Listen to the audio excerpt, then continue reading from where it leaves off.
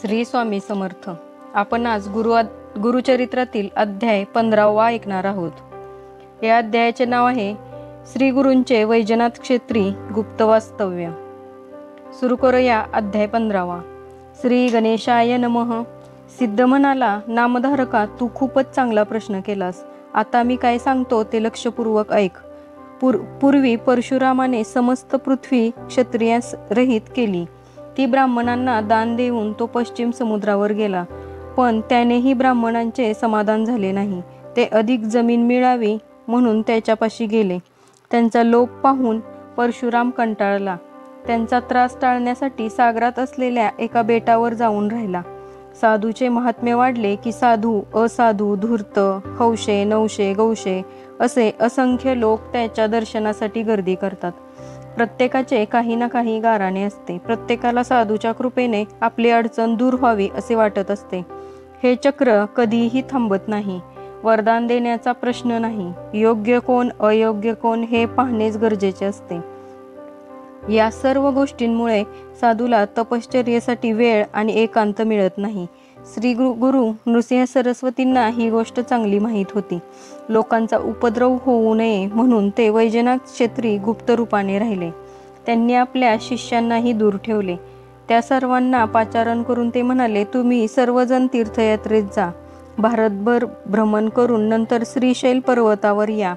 शिष्य म्हणाले, श्री गुरूंच्या चरणांशी सर्व तीर्थे आहेत असे श्रुती व पुराणे सांगतात. शास्त्रांचेही तेच म्हणणे आहे. मग आम्हाला का दूर लोटता? आमची उपेक्षा करू नका. तेव्हा श्री गुरु म्हणाले, तुम्ही संन्यासी आहात हे लक्षात घ्या. संन्याशांनी 5 दिवसांच्या वर एकाच ठिकाणी राहू नये असा संकेत आहे. त्या नियमाचे पालन केलेच पाहिजे. म्हणून तीर्थयात्रा करावी. चंचल मनास आवरून ते स्थिर करावे आणि त्यानंतरच एका जागी वास्तव्य करावे. लोकोपकारासाठी अनुभव हवा. धर्माचे ज्ञानही आवश्यक आहे. म्हणूनच मी तुम्हाला तीर्थयात्रेसाठी पाठवित आहे.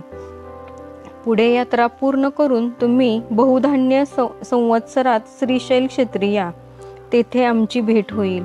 शिष्य म्हणाले, गुरुदेव, तुमची आज्ञा आम्हाला प्रमाण आहे.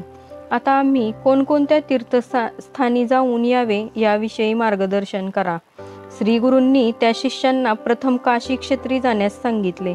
तेथून गंगा, यमुना, सरस्वती, करुणा, कुशावर्ती, कृष्णा, वेणी, वितस्ता, शरावती, मुरुद्वृद्धा, असिकनी, मधुमती, सूरनदी, चंद्रभागा, रेवती, शरयू, गौतमी, वेदिका, कौशिका, मंदाकिनी, सहस्रवस्त्रा, पूर्णा, बहुधा, वरुणा, वैरोचनी, सन्निहिता, नर्मदा, गोदावरी, तुंगभद्रा, भीमा, अमरजा, पाताळगंगा, कावेरी, ताम्रपर्णी, कृतमाला, पंचगंगा, मलयप्रभा, श्वेतशृंगी या नद्यांच्या तटाकयात्रा कराव्यात, म्हणजे अनेक तीर्थांचे दर्शन घेता येईल असे सांगितले.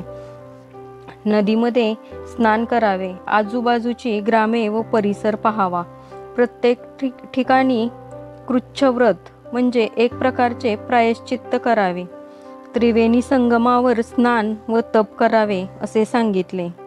कोणत्या दिवसात नद्यांचे पाणी मलिन असते, कोणत्या काळात नदीमध्ये स्नान करू नये, नदी स्नानासाठी योग्य नाही हे कोणत्या लक्षणांनी ओळखावे तेही सांगितले. त्यांनी आपल्या शिष्यांना नैमिषारण्य, पुष्कर, बदरी, केदार, कुरुक्षेत्र, महालय, सेतुबंध, रामेश्वर, मातृकेश्वर, कोटी, कुब्ज, कोकामुखी, प्रसाद, विजय, जगन्नाथपुरी, गोकर्ण, शंखकर्ण, अयोध्या, मथुरा, द्वारका, गया, शाळीग्राम, शबलग्राम, भीमेश्वर, कुशतर्पण, रामेश्वर, पद्मनाभ, श्रीरंग, कुंभकोण, हरेश्वर, गाणगापूर, नृसिंहतीर्थ, चंद्रकुंड, कोल्हापूर, भिलवडी, अमरापूर, युगालय, शूर्पालय, पिठापूर, शेषाद्री, मणिगिरी, वृषभाद्री, श्रीशैल व मल्लिकार्जुन अशा अनेक तीर्थस्थानांची महती सांगून तेथे जाण्याची आज्ञा केली. श्री गुरूंचा निरोप घेऊन शिष्य यात्रेसाठी गेले. श्री गुरूंनी वैजनाथ येथेच गुप्तपणे निवास केला. यानंतरची कथा आपण पुढील अध्यायात ऐकणार आहोत. तर हा होता गुरुचरित्रातील अध्याय 15वा. तुम्हाला हा अध्याय कसा वाटला ते कमेंटमध्ये नक्की सांगा आणि कमेंटमध्ये श्री स्वामी समर्थ लिहायला विसरू नका. श्री स्वामी समर्थ.